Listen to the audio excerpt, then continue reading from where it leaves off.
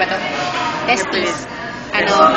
Yung plexus niya dito, yung vesical or retropubic venous plexus. Okay. Ay, mali! Sorry. Sige, okay lang. Pampiniform. Pampiniform or venous plexus. Ano yan? Yung blue? Yung plexus niya. Pag red, testicular artery. Kasi kapag maliliit, hindi na yata kita ano siya, artery to the ductus deferens.